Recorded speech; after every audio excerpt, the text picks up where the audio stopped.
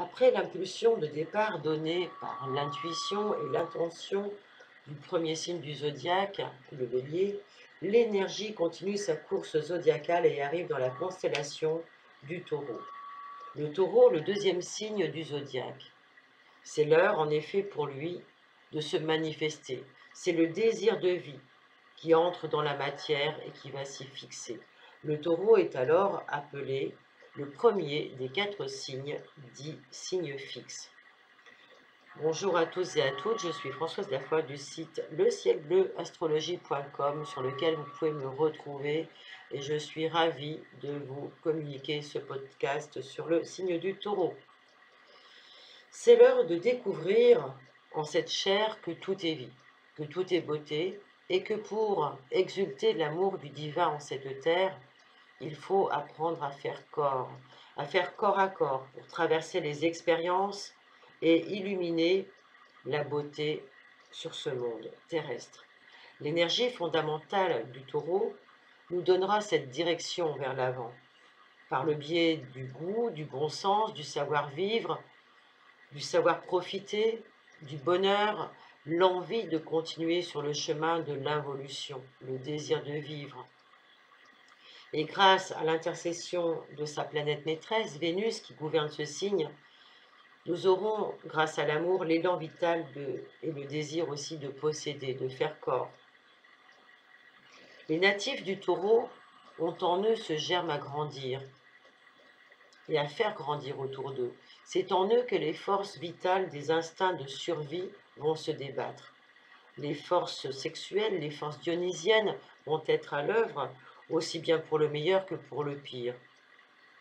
Devant honorer par charge spirituelle le désir de s'incarner et personnifier la satisfaction issue de ce désir, ils n'auront de cesse, dans leur vie durant, de chercher leur identité dans la possession, dans les choses de la matière, la propriété. Ils vont s'ancrer à celle-ci par une charge affective, parfois trop lourde et parfois trop inerte.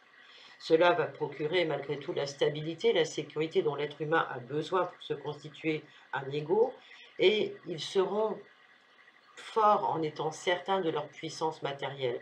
Ils évolueront grâce à leur conceptualisation, grâce à la modélisation de leur environnement selon leurs valeurs. Nous ne serons pas surpris de trouver en personnages célèbres issus de ce signe des personnages comme Karl Marx, qui a son soleil, lune, Mercure dans le signe du Taureau. Lui était préoccupé par un système économique social visant une politique universelle, de grande envergure et systémique. Et puis il y a eu aussi Pierre Teilhard de Chardin, dont les célèbres planètes, dont les principales planètes en Taureau lui ont permis de lancer une cosmophilosophie, un art de vivre spirituel, manifestant et montrant donc la puissance de l'incarnation. C'est lui qui disait « Nous sommes des êtres spirituels descendus dans la matière ». Alors les personnes natives du Taureau peuvent ressentir dans leur vibration cette commande de l'énergie, car ils sont porteurs de l'énergie de Vénus. Ils ont la mission de répondre à toutes les cordes vibratoires de la planète du sentiment. Ils passent par des élans de désir, aussi bien égoïstes que plus ouverts à l'autre dans le désir d'aimer.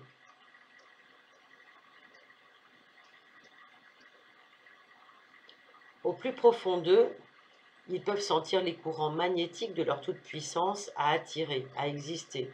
Mais pour cela, ils auront le choix soit de rester dans l'inertie, dans le mode de la possession en mode croissant, en toujours plus, ou bien encore d'œuvrer, de construire grâce à l'expression manifestée du verbe aimer, une dimension plus élevée pour que les êtres humains soient capables de transformer la possessivité et l'avidité en fait de pardonner, de donner par au-dessus, de donner par-dessus ce qui fait mal et de parvenir aussi au détachement.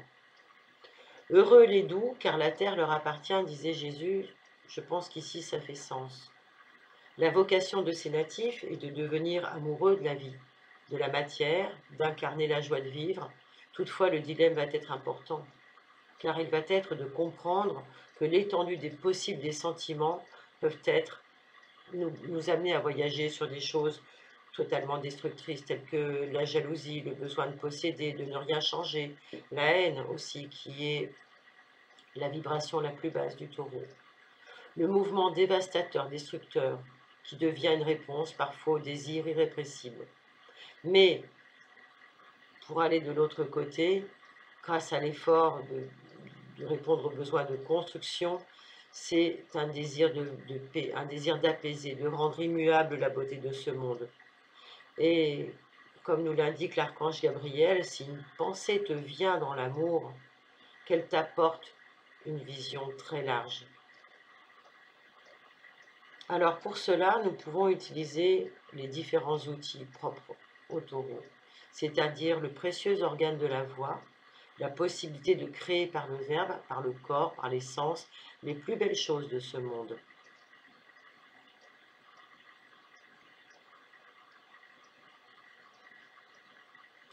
C'est ainsi que je vous invite donc à sentir la fibre artistique en vous, à vous sentir capable de sentir, de bouger, de danser, de chanter et peut-être aussi de voir autrement, comme peuvent le faire les Pléiades qui abritent l'énergie du taureau. Car c'est par l'organe de la vue qu'on peut voir aussi les choses. La vue au-delà des apparences, des affres de l'existence qui rendent plus fort pour aimer. Les taureaux doivent apprendre à sortir du cycle infernal de la possession et de la dépossession pour jouir pleinement de ce qui est à leur portée par le plein détachement et la pleine conscience. Je vous remercie, chers auditeurs fidèles, de votre écoute et de tous vos messages et de tous vos contacts, aussi bien sur le site que en message privé. Je reste à votre disposition pour toute étude qui pourrait vous être utile et qui pourrait vous apporter aussi de la joie de vivre. Voilà, je vous embrasse et je vous dis à très bientôt.